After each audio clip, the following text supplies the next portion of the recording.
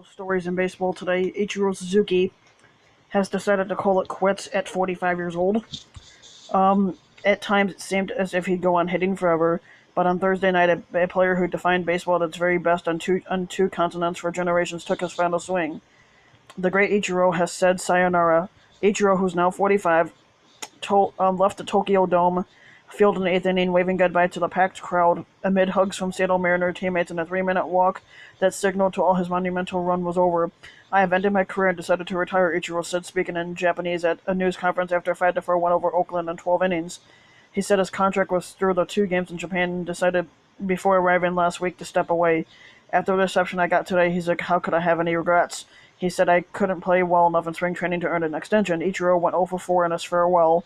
In his last at-bat, he came up with 2 outs, a runner on second, and a tie score in the eighth. He hit a slow grounder to shortstop and, still hustling the whole way, was barely thrown out at first. He took his spot in right field in the eighth inning, then was pulled by manager Scott Servais, and the walk into history began in front of a sellout crowd of 45,000. He strolled in, turned, and waved to the crowd with all the usually reserved Japanese fans on their feet to chants of "Ichiro, Ichiro, Ichiro." He was greeted at the dugout and later in the dugout by emotional embraces from teammates. Um, he went 0 for 5 in the 2 regular season games against the A's in Tokyo, leaving him with 3,089 hits in 19 seasons, a sure Hall of Fame resume. And of course, he spent his first 9 years in Japan and got 1,278 hits there. So, in an 18-year career, he got 3,089 hits, 362 doubles, 96 triples. He did finish out his career with 117 homers. I'm not sure what he had in Japan, but if you combine them, that's over 200. 780 RBIs, 509 stolen bases, 117 times getting caught, 646 walks, 1,079 strikeouts, 311 batting average, and he was hit by a pitch 55 times and 181 intentional base on balls. He split his time with Seattle, New York Yankees, and the Miami Marlins, and then he spent his first 12 years with Seattle.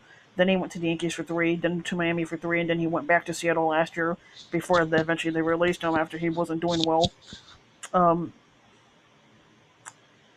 The other thing I want to bring up is Paul Goldschmidt, the guy that used to play for the Arizona Diamondbacks, a player that the Diamondbacks should have kept, but they chose not to, so eventually this trade's going to kick them in the ass. They traded him to the St. Louis Cocksuckers last year, and eventually he just agreed to a 5-year deal with them for $130 million. That's a stupid move on their part. So basically, when Goldschmidt starts doing good and the Diamondbacks start sucking, then they're going to be kicking themselves in the ass to be like, "Fuck, we shouldn't have traded them," and that's what they're going to realize.